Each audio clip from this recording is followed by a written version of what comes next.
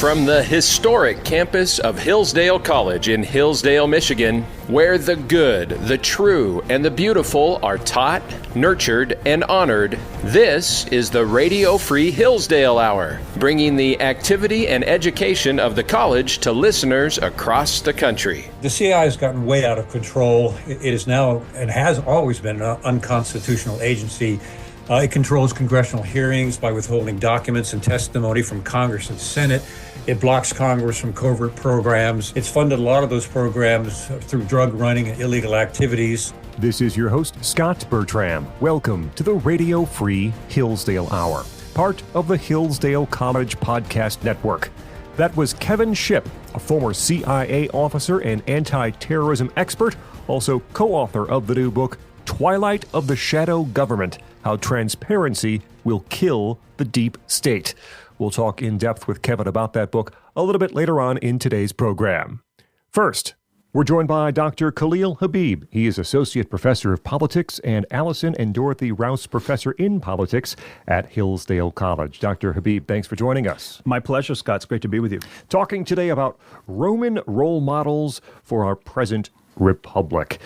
First, we have to go back before we move to the present, of course. How did the Roman ideals of civic virtue influence their republic's stability and their republic's governance? Yeah, that's a tricky question to answer, because if you read sources like Machiavelli, who wrote extensively on Rome, or Montesquieu, who also wrote an entire book devoted to Rome, you would think, based on their telling, that Rome's success was completely derived from their civic virtue and their institutions.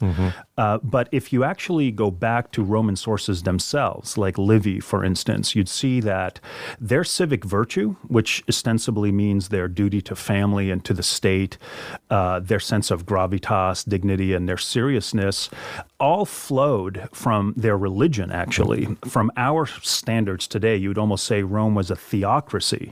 Now, interestingly enough, Scott, just this morning, I picked up a book a former graduate student of mine recommended to me. It's called Essays on Catholicism, Liberalism, and Socialism. It's written by Juan Cortez, early 1800s. Just this morning, I opened it up, and here's the second page. He writes the following, and it's very relevant to your question. The quote, "All the legislations of ancient peoples rest on the fear of the gods. Polybius declares," and Polybius was a Greek historian, by the way, who wrote extensively on Rome, declares that this holy fear is more necessary in free states than in others. So religion is crucial for any kind of republic. Numa, he's the second king of Rome, that Rome might be eternal, made her the holy city. The Roman, among the peoples of antiquity, was the greatest precisely because it was the most religious. When Caesar, one day uttered in the full Senate certain expressions against the existence of the gods, Cato and Cicero at once rose to their feet to accuse the irreverent youth of pronouncing words dangerous to the state. That is, in a nutshell, the source of the Roman ideals of civic virtue and why they were stable. It was because of their religion. Who were the key Roman figures considered to be role models in the context of governance, ethics, leadership? Well, there are many, but I'll tell you, the first three that come to my mind would be Cincinnatus, who was very influential on George Washington, Cicero, of course, mentioned in Cortez's opening remarks there about Rome, and Scipio Africanus, actually, and I like all three for very different reasons. Are there some specific reasons that those people embody those principles that might be able to, in fact, inspire some modern leadership? Yeah, absolutely. I mean, Cincinnatus, the reason why he appealed to George Washington, for example, was he was very famous for his humility and his willingness to return to private life after serving as a dictator. Now, I don't want your listeners to misunderstand what that means. A dictator is an actual office. It's a magistrate, and it's given to the most moral, upright citizen in times of crisis. And they're given complete immunity from any kind of persecution of any kind because they're trusted to put out a certain crisis. Cincinnatus was elected at least twice, and he never abused that power. He was a humble farmer. He always returned to his farm demonstrating to all Romans that he was utterly disinterested in personal gain. And I think that was why George Washington found him so inspiring. Cicero, of course, I mean, everybody knows Cicero. Mm-hmm. Cicero plays a major role in what's known as the Catiline Conspiracy, which took place around 63 BC. This was a period of time in Roman history where the nobles had completely become corrupt. The politics of Rome, not that this sounds familiar to us at all. All of the Senate was basically corrupted, bought, and bribed. You didn't know who they were representing, Rome or their enemies. And what happened in that particular time in Rome was Cicero was able to orate what's now come to be known as the Catiline orations, and they were famous because it was a demonstration of his rhetorical brilliance and his ability to inspire a very weak political body at that time to adhere to the rule of law over any kind of mob justice and any kind of personal vendettas. And that's an incredible achievement. And so I would say Cicero. Now, I also mentioned Scipio Africanus, and I would admit that I know mostly about him from Machiavelli's discourses. But now he was best known for defeating Hannibal at the Battle of Zama in 202 BC, which ended the Second Punic War. Now, why do I mention him? Well, I think he can also inspire modern Americans and statesmen because, one, he had strategic genius in terms of battle, but more importantly, he always showed magnanimity in victory. He spared, for example, Carthage and refused the demand to destroy it completely. So I think that shows that there was a sensitivity to abusing virtue and abusing power, and that's rare. And so I thought Scipio would definitely make your list. Talking with Dr. Khalil Habib from Hillsdale's Politics Department about Roman role models for our present republic. In Rome, there was a concept of mos maiorum. I hope I'm pronouncing correctly. Yep. The customs of the ancestors. Can that concept help us to guide our modern society? I believe it does. Let me just take a step back. So Polybius, again, he was mentioned in Cortez's opening remarks there about Rome, was a Greek historian, but he teaches us a lot about Rome. One of the things that he stresses was just how crucial the customs of Rome's ancestors were, not only to their stability, but also to cultivating certain habits or mores, as Tocqueville and Montesquieu like to call them.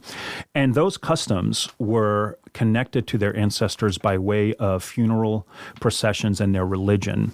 And now in our case, I would say that our customs absolutely do play a role, especially if you, as we do here at Hillsdale College, believe that the Constitution and the Declaration form the greatest statement by our ancestors that really define our customs. Our customs are rooted in the natural right and natural law traditions, and our institutions, which actually are influenced by Rome in very interesting ways, are also part of our ancestors. Our American founders didn't see themselves as merely just colonists or Englishmen.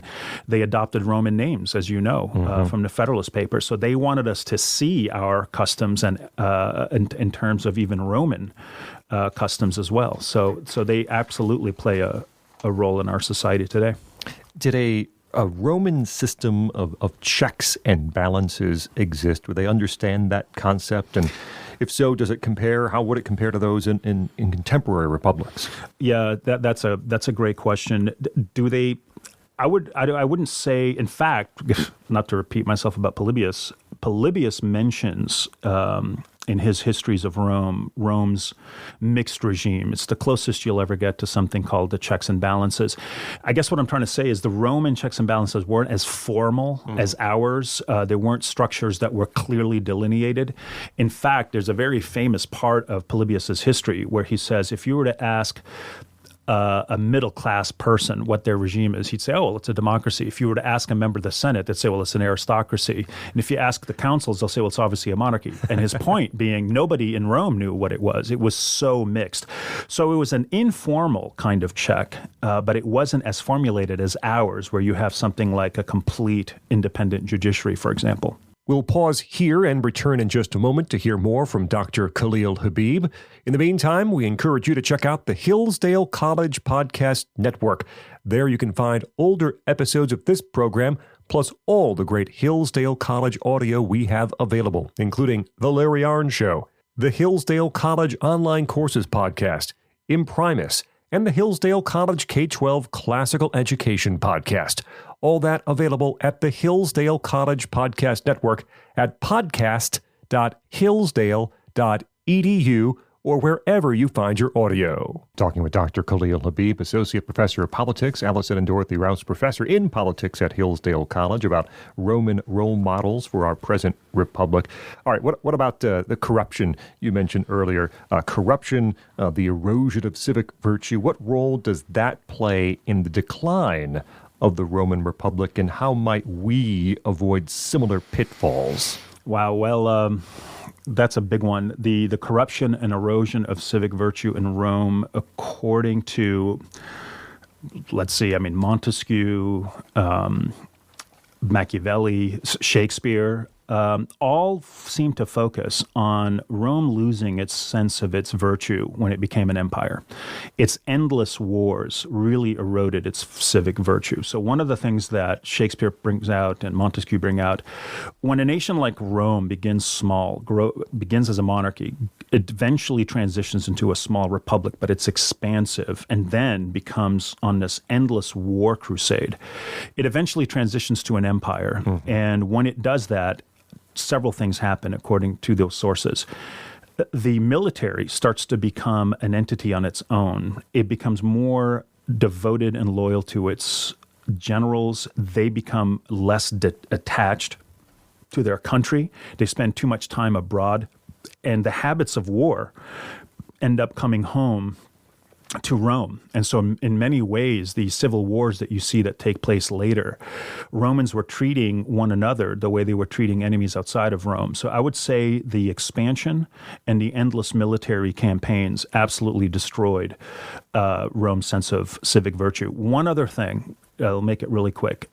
Shakespeare in his Roman plays identifies something quite interesting, actually. He says that it was the introduction of Greek philosophy at the time of Rome's transition to empire, and specifically Epicureanism and Stoicism, he believed became sort of these foreign new gods that corrupted the leadership of the Romans. And at that point, they ceased to believe in those very religious deities that we had mentioned earlier that really formed Rome's moral character.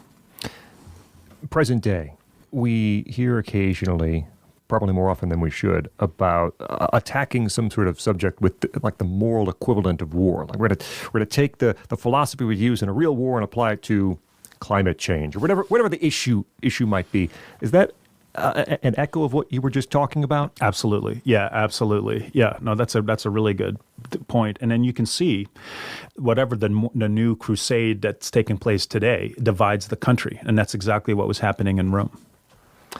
How do Roman concepts of citizenship and of civic duty resonate with the responsibilities of citizens in a modern republic, particularly here in the U.S.? We talk a lot here about a patriotic education or the responsibilities that you have as you are a citizen of a country. How do those Roman concepts resonate today? I think that's great. Unfortunately, we don't have a nationally unified sense of civic education.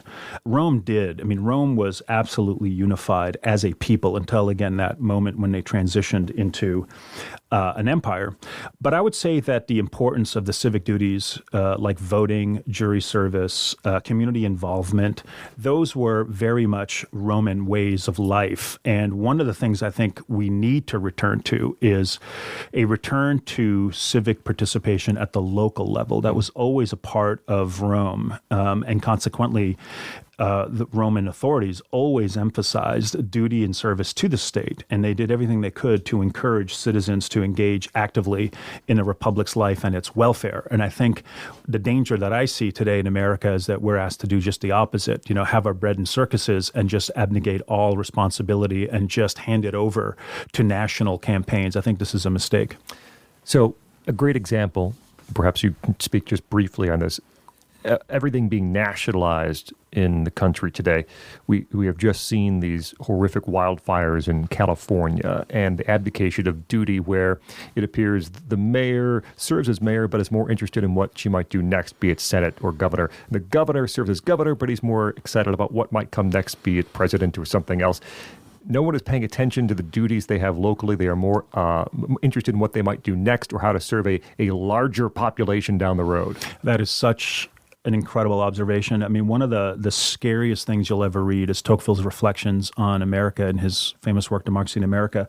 He already indicated that there's a temptation in the United States for celebrity. And one of the things that I think you're alluding to here is that politicians are not governing. They're not representing the will and the consent of the people. You could see it. They've become celebrities of a sort. It's a place where you go in and you can become rich, you can become famous, but it doesn't seem that anyone's really governing. You've got this massive bureaucratic administrative state that legislates unconstitutionally, and it frees up everybody who's elected from having to do anything.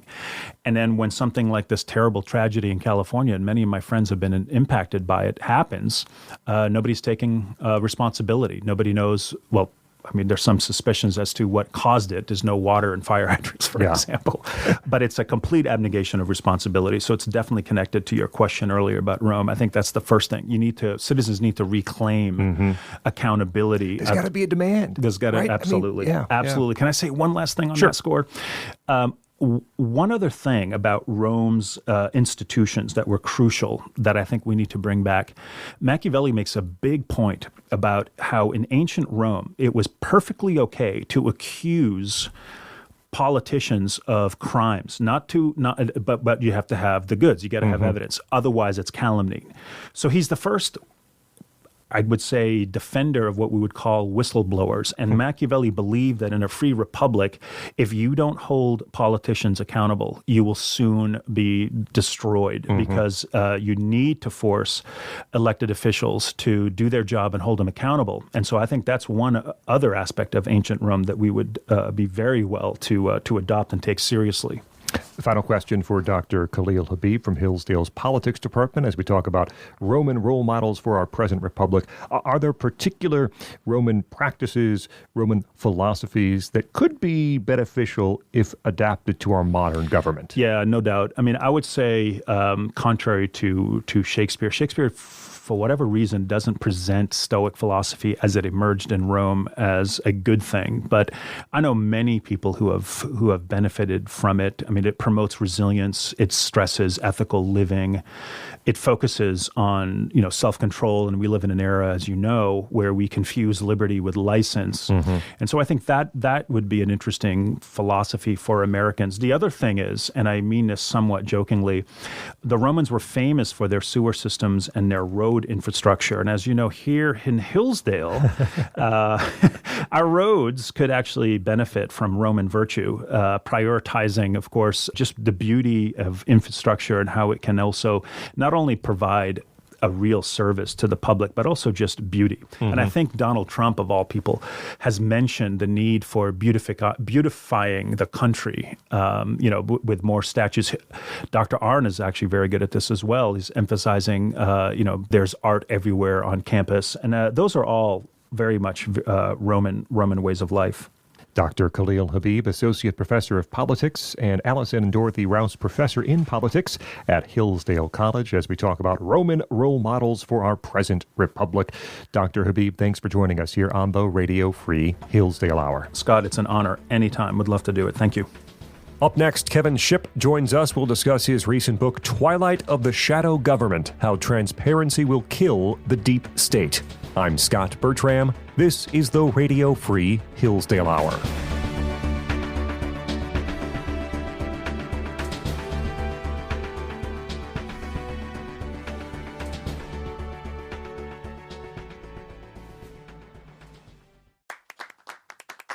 Hillsdale College is a small, Christian, classical liberal arts college that operates independently of government funding, and we want you or your son or daughter to apply. At Hillsdale, students grow in heart and mind by studying timeless truths in a supportive community dedicated to the highest things. Hillsdale College costs significantly less than other nationally ranked private liberal arts colleges and receives regular recognition as a best value, and nearly all students receive financial aid.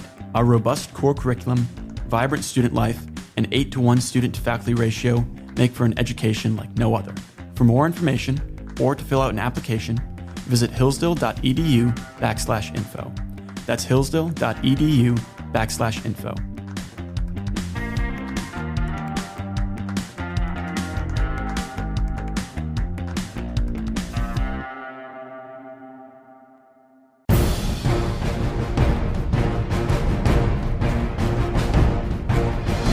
We're back on the Radio Free Hillsdale Hour. I'm Scot Bertram.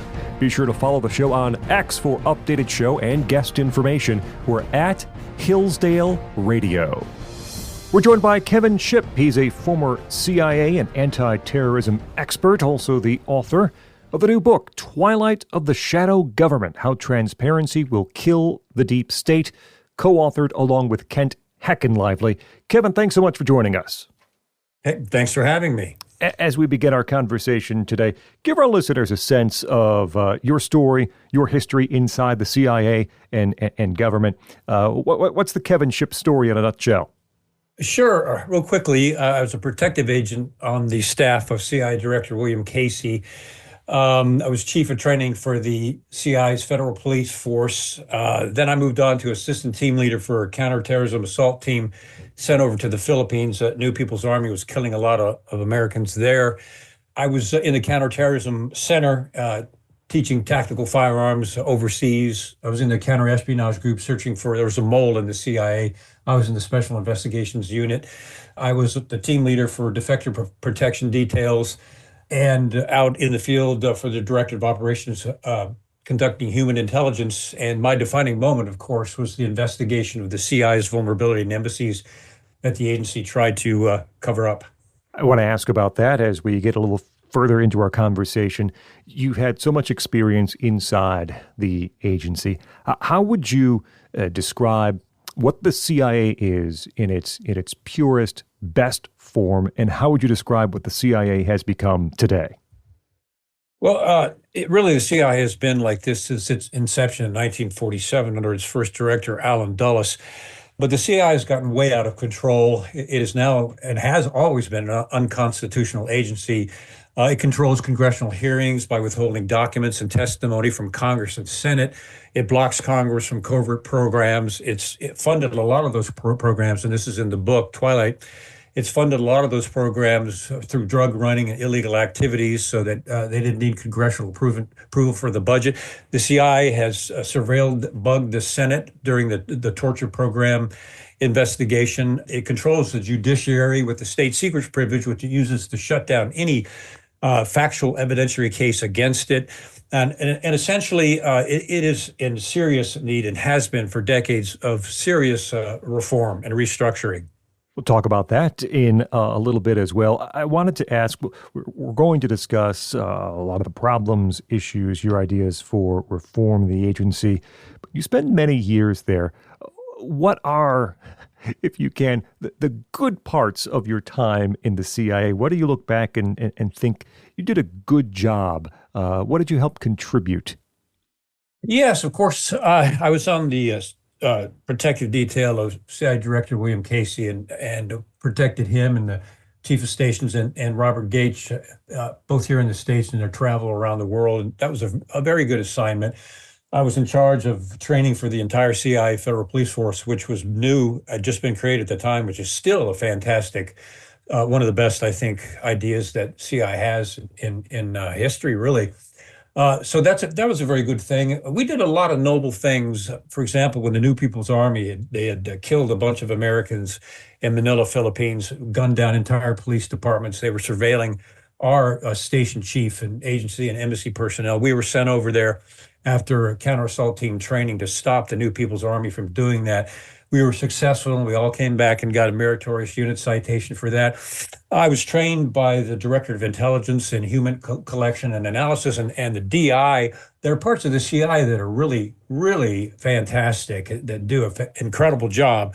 And one of those would be the Director of Intelligence. And as I've said in other interviews, the CIA needs to be restructured, but really simply, the National Clandestine Service part of the CIA, which used to be the Director of Operations, that needs to be removed from the CIA and placed as another agency or under the DIA, because the CIA has abused that so badly. But the other parts of the agency, Director of Intelligence, for example, Director of Science and Technology, Director of Administration, the communications officers, all that needs to stay. That's what Truman initially intended with the agency, and they do a great job, and that needs to stick around. And about, I'd say 80% of CI employees are good, patriotic American people that are serving their country. It's just the upper 20%, especially in the National Clandestine Service, that has circumvented Congress and has been secretly using our tax dollars to the tune of billions for covert operations that the American people wouldn't approve of. So that's the kind of restructuring that I'm calling for, and simply removing the kind of grotesque power of secrecy that the agency has wielded in the Director of Operations, now the National Clandestine Service, and then restructuring the agency with the parts that are good and valuable and function well. Talking with Kevin Shipp, he's the co-author of Twilight of the Shadow Government, How Transparency Will Kill the Deep State. I wanted to ask about something you wrote about your work as a counterintelligence officer in the book. You said that the most important thing is not the weapons the other side might possess, but their intentions and their psychology. How do you begin to determine those two aspects to what the other side has? Well, that's one of the most difficult, and there's an entire branch in the agency that does psychological profiles on other world leaders, the heads of terrorist organizations, through gathering multi-source intelligence to try to get an idea of what the goals are of that nation state or that terrorist group. And that's where the Director of Intelligence does such a fantastic job at gathering that information, analyzing it, and then presenting it to the president. For example, the president and policymakers make a decision based on that intelligence, how to interact and deal with that particular world leader or the head of a terrorist organization. It's very complex, but it's very professionally done. Where did your relationship with the CIA begin to sour? How did that happen? Yeah, it was really an eye-opener because I was a decorated officer. I was a Category 1 performer, and the CIA was my career, and I loved it there. I was doing international investigation of protecting CIA identities overseas, especially through U.S. embassies. And I stumbled across during that investigation what looked like a vulnerability in every U.S. embassy around the world, where anybody could go into the open visa section where you apply for a visa, go into the unclassified computer, and I actually identify the identities of our covert case officers, chief of station, in some cases their addresses, and by extension, their assets. The more investigation I did, the more solid that finding became. So I submitted it to the CIA 3 times, twice through internal mail, once personally, asking them to look into that. They destroyed my memo 3 times. They erased it from the headquarters server. They called me on the phone and threatened me to drop it, or it would be my career. So my report was leaked to the Department of State Senior Inspector General's office. They called me. I briefed them. They went around the world and did a global investigation, told me, do not tell the CIA that we're doing this investigation or that you're involved. Stay quiet until you hear from us in 3 months. And sure enough, 3 months later, they called back on the secure line and said, we finished our investigation and it's worse than you thought. Mm-hmm. We need you to come over for a meeting this Friday. So just to summarize quickly, I went over to the meeting and they said, have a seat, Kev. The CIA will be joining us. They proceeded to publicly rebuke the CIA for putting the lives of its covert officers at risk for over 10 years and then covering it up. And then told the CIA representative there, GS-15 officer, that the results of the investigation were going to be published to the entire intelligence community. So I remember going back to headquarters after that, thinking, well, there goes that career. I was like that, figuratively speaking, I had a laser dot on my back. I knew eventually they were going to try to ruin my career, and that's exactly what they did. You speak in Twilight of the Shadow Government about the lack of protection for whistleblowers, the retaliation against whistleblowers in the CIA. My friend and colleague Mark Moyer here at Hillsdale College has a recent book, Masters of Corruption, which involves the same story about his time in U.S. aid. When you were looking for help, when you were looking for assistance, when you were looking for protection in your activities, what did you get back from those inspectors general?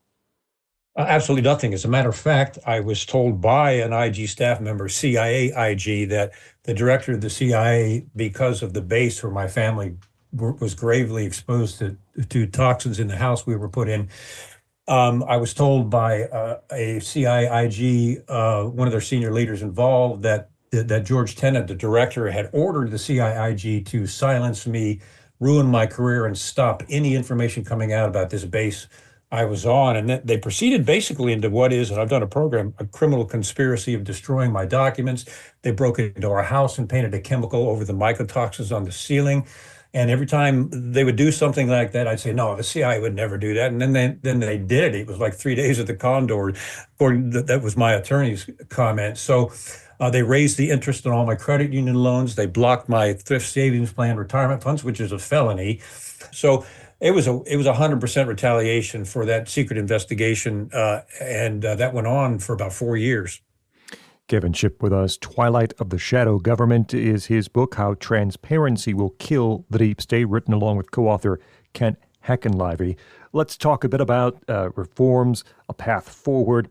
When you mentioned transparency, and this book was published before President Trump won re-election in November, but certainly you have to be encouraged, at least by what's happened in the past couple of weeks since President Trump took office, and the amount of transparency and light that has been shown on some of the activities of what we call both the administrative state and perhaps some on the deep state as well. Yes, that's very true. And Bobby Kennedy Jr. and I, over the past couple of years, have become friends, and we've discussed a lot about reform of the CIA. And essentially, as I mentioned earlier, the National Clandestine Service in the CIA, their kind of unbridled covert power needs to be removed from the agency and put under a more accountable organization, DIA, or a separate agency. The National Security Act of 1947, which created the CIA and gave very broad a description of what the CIA could do, which it ran with and grossly abused. There needs to be another National Security Act of 2025 created, restructuring the CIA and reorienting its mission more along the lines of what the president and policymakers need. There needs to be better oversight of the CIA. The intelligence committees, basically, they only meet once a year. They spend most of their time trying to get reelected, so they really don't do much scrutiny of the agency at all. As a matter of fact, I sent every single member of the intelligence committees, both of them, the House and Senate, the evidence that I had gathered on what the CIA had done, and they ignored it completely. So that there needs to be some reform in the oversight of the CIA. And review of their publication. It's called the Publication Classification and Review Board, and how that reviews authors' documents, because they can black out, redact anything that they want, stop the publication of any book that they want. And of course, that's a violation of the First Amendment in an extreme fashion. So there's several things that need to be done. The CIA needs to be restructured without question. You could go through the litany of things that the CIA has been involved in, and the coups and the number of deaths, people that have died in CIA coups down to the years. The approximate number is about 7 million people have been killed through coups initiated by the CIA. So it has got to be reformed, and it should have been reformed a long time ago. The tip of the iceberg was the Church Committee, and they ruined Church's career, which they threatened to do. So congressmen and senators today are very hesitant to actually investigate the CIA, because the CIA could come back with retribution on them, which is exactly what happened to Frank Church and Otis Pike. That leads me to the question, which is, how many other people are out there like you? Have others stepped forward in the past few months or years since publication of your book, or as you guys begin to talk each other, perhaps, to come forward with similar stories? Well, one of the things I wanted to bring to the public, and I kind of felt it was my duty to do that, is exactly how the CIA destroys whistleblowers. And that's why I did a program called Where Are the Whistleblowers? And I get into detail on how the CIA silences whistleblowers, destroys them, and puts them away in darkness, which is what they tried to do to me. And they used the state secrets privilege to shut down any whistleblower case, and then their career is absolutely ruined. And as part of the state secrets privilege, the CIA threatens that whistleblower with criminal penalties if they violate the state secrets privilege, even if they're bringing forth criminal activity or fraud. So there are whistleblowers that have tried to come out in the CIA, but they have a perfected system to silence them and put their case away in secrecy. And that's one of the things that I'm calling out for reform, both in my book and in my speeches. Have you heard any response or reaction from the new administration about possible tweaks, possible reforms, even the ones you've suggested perhaps having a prominent role as we move forward? Yes, I have. I know, although Bobby Kennedy Jr. now which is fantastic, is now in charge of Health and Human Services. Of course, he has Trump's ear, and he's as passionate as I am about CIA reform. And that's really encouraging. I have been told the administration was inquiring about my help in reform. We'll see how that goes. I'm available to help, but I certainly don't want to go back and work for the government again. Tell you that. But yes, the fact that Trump revoked the clearances of James Clapper and John Brennan, two of the most egregious violators in the CIA in the past, and the other 42 intelligence officers who claimed the Hunter Biden laptop was Russian disinformation. He revoked their security clearances. And this is, sometimes I say, pinch me. I think I'm dreaming. This is the first time in my lifetime, certainly my career, I've seen real scrutiny begin of the CIA. And I think it is really, really encouraging. Kevin Shipp is the author of Twilight of the Shadow Government, How Transparency Will Kill the Deep State, co-authored with Kent Heckenlively. Kevin, thank you so much for joining us here on the Radio Free Hillsdale Hour. Thank you very much. It's been a pleasure. Up next, Brent Cline from Hillsdale's English department returns for his series on the Harlem Renaissance. We'll talk about James Weldon Johnson. I'm Scot Bertram. This is the Radio Free Hillsdale Hour.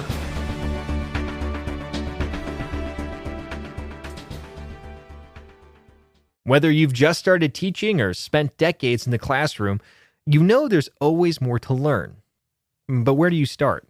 Well, here at Hillsdale College, we have the answer for you. Tried and True, a primer on sound pedagogy by Hillsdale College professor Daniel Copeland. In this little book, you'll read lessons from more than 25 years of Dr. Copeland's classroom experience. It's all distilled into 14 easy-to-read chapters on lesson planning, assignments, and classroom management. And it will help you improve your skills and inspire you as a teacher, one of our most important professions. Whether you've been in front of the classroom for years or this is your first year, when you read Tried and True, you'll find something to help you keep improving every single day. You don't need to go at it alone. Let Dr. Copeland's real-world experience encourage you and inspire you. You can get your copy today at hillsdale.edu/true. That's hillsdale.edu/TRUE. Thanks for listening.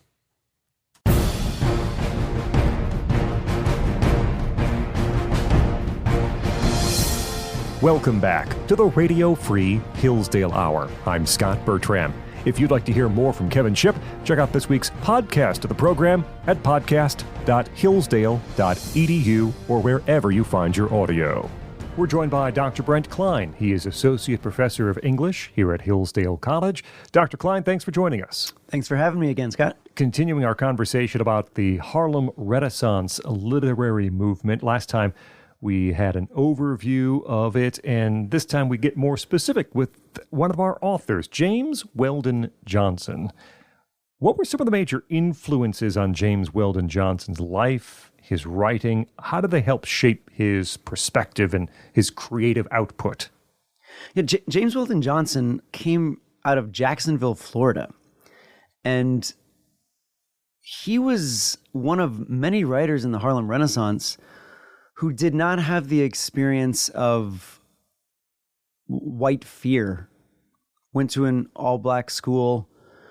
Johnson was born in 1871. Don't quote me on that date, but I think 1871. And his father was a freeman, and his mother, I believe, was from the Bahamas. And he wasn't, much like Zora Neale Hurston, he wasn't coming of age in an environment where he was worried about what's going to happen on the street corner. Jacksonville was a fairly integrated city before a large fire helped segregate it. So he grows up, and so he's growing up not responding as much as other authors who are responding to traumatic personal experiences. So he comes of age and actually gets involved in politics. He he works for Teddy Roosevelt to get elected, and as sort of a reward, he's given a diplomat's job and goes to Nicaragua, of all places. And while he's there, he's thinking about the idea of what it means to be black. This is after W.E.B. Du Bois's Souls of Black Folk comes out in 1903, which is an enormously influential text, really making black, not just black writers, but just black Americans think self-consciously about what it means to be black in the country. Mm-hmm. And so he writes an anonymous book called The Autobiography of an Ex-Colored Man. And he writes this book, and basically in Nicaragua he writes, it comes back, like I said, publishes it anonymously, and it's something of a satire because there's a literary genre where a young black man or a young black woman acts selfishly, comes to realize that they are part of a larger race, and then dedicates themselves to the uplift of the race is the common phrase.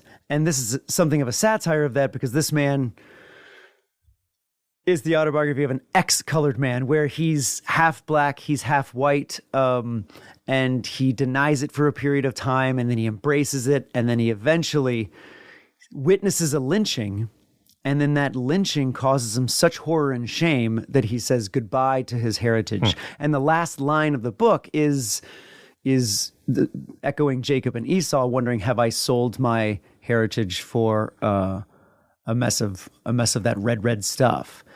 And so this is the environment that Johnson is coming out of. He's very intellectually thinking about this idea of what it means to be a black person.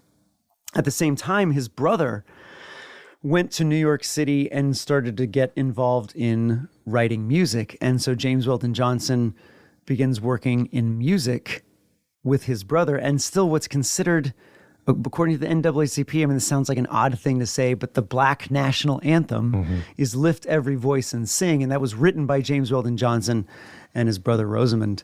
Where do we perhaps see some other influences on James Johnson and his writing? Johnson he's influenced by music greatly. He's influenced by the relative safety of his upbringing. And so he comes to this idea very cerebrally, and this leads him to being involved in the NAACP's formation. He becomes the Secretary General of the NAACP. And then when the Harlem Renaissance, quote unquote, begins, one of Johnson's most important contributions is lifting up other authors. And I mentioned last time I was here that he creates an anthology of spirituals. And when I teach James Weldon Johnson, it's hard for me to express to students how important this move is because the students already understand spirituals to be a part of American culture. Sure. But that's not something that would have been universally embraced. There was shame there. There was embarrassment. My people were enslaved. How could you have enslaved them? And this is what his narrator in the Autobiography of an Ex-Colored Man thinks as well. And James Weldon Johnson is trying to create a pride in that past and heritage.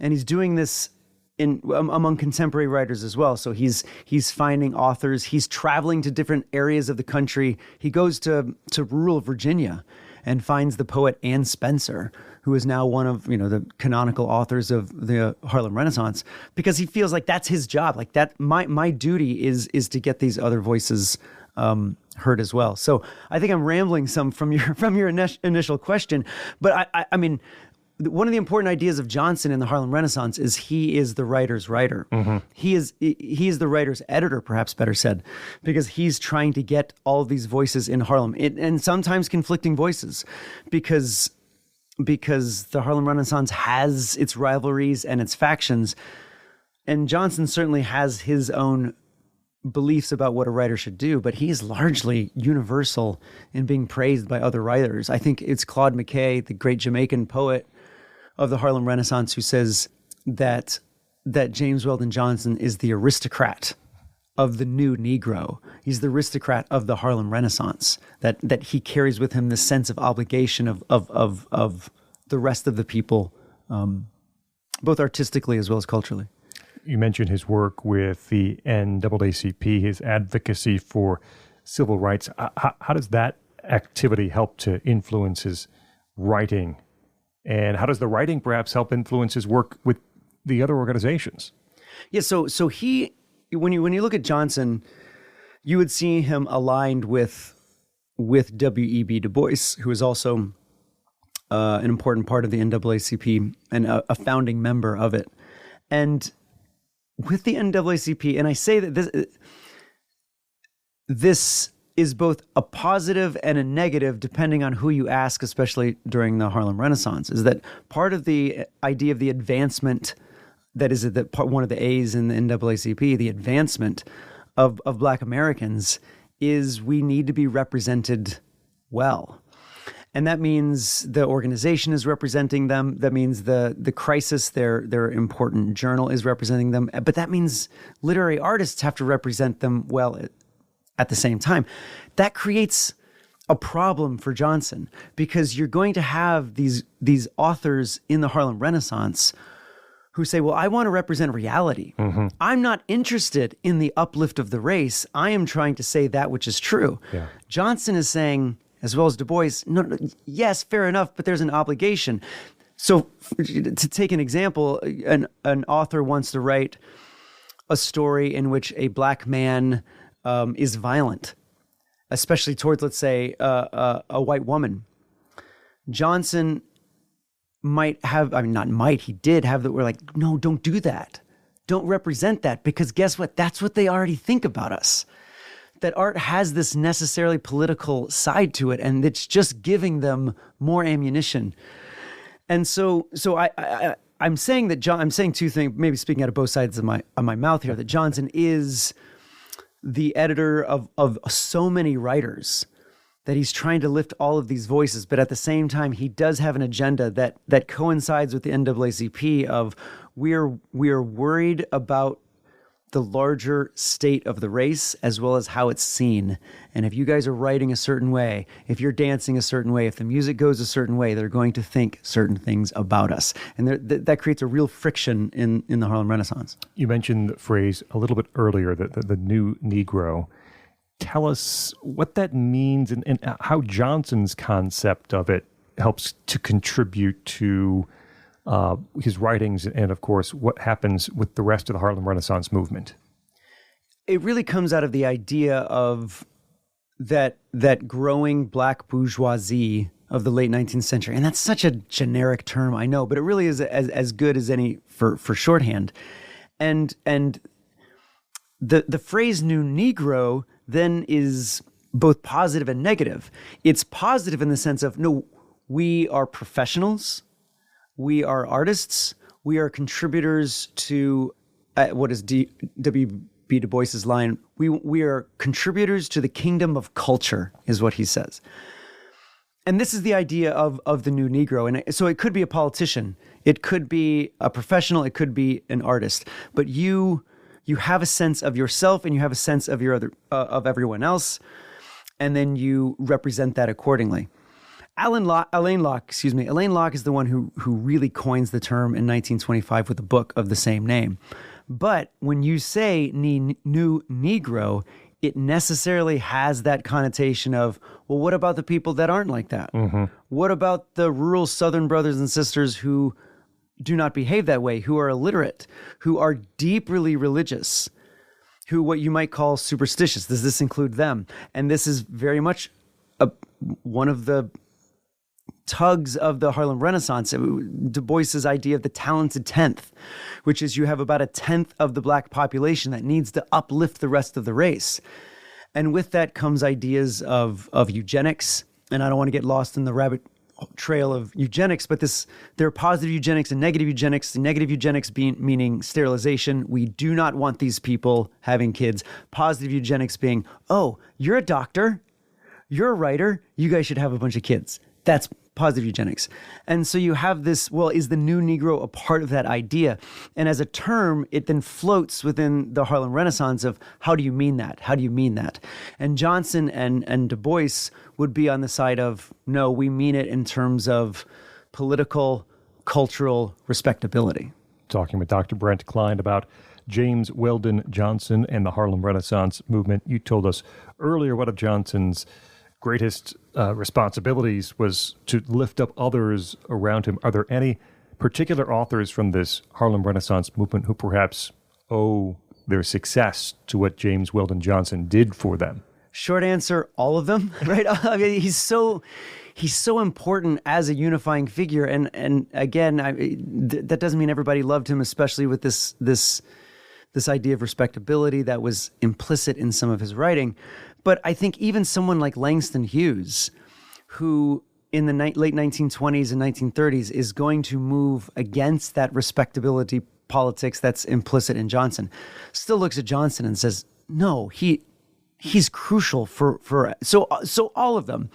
Zora Neale Hurston would also sort of chafe at what Johnson would demand in art, but I still think looking at him and saying there is no Harlem Renaissance in this form without him, because he not only makes the anthology of spirituals, he makes an anthology of poetry that basically everyone wants to be published in, outside of Gene Toomer, but he's his own case and he's something of an iconoclast. So I think, because when you talk about Johnson's writings, you really do need to think of him as an editor. His two most important works, I think, are Autobiography of an Ex-Colored Man, which he eventually claims to be the author of, published anonymously. And then in 1977, he writes a book of poems called God's Trombones, in which he's doing a lot of what Hughes is trying to do. And as an older man is like looking at Hughes and saying, oh, this is brilliant, because the idea behind God's Trombones is he's writing poetry in the register of the Southern black minister. And so he's going through the different story. He goes through the prodigal son, he goes through creation, Last Judgment, the crucifixion, but he's writing poetry as though it is a black minister speaking it to the people. I mean, this in some ways, I suppose, is contradictory to the idea of a certain respectability.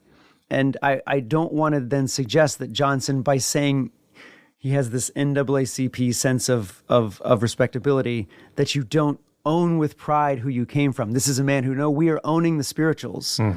We are owning the ragtime ditties that my brother and I are writing. We are owning this. There's still a sense of responsibility on top of that. And I think because of that sense of ownership, that claiming of almost everything that comes before, whether it's the high culture of the bourgeoisie or it's the low culture of the former slaves who are singing the spiritual still, Johnson wants to embrace all of it. Dr. Brent Cline, Associate Professor of English at Hillsdale College, as we talk about James Weldon Johnson and the Harlem Renaissance. Dr. Cline, thanks so much for joining us on the Radio Free Hillsdale Hour. Always a pleasure. That will wrap up this edition of the Radio Free Hillsdale Hour. Our thanks to Dr. Khalil Habib from Hillsdale College, Kevin Shipp, and Brent Cline. Remember, you can hear new episodes every week on this station. You also can find extended versions of some of our interviews or listen anytime to the podcast. Find it at podcast.hillsdale.edu or wherever you get your audio. Until next week, I'm Scot Bertram, and this has been the Radio Free Hillsdale Hour.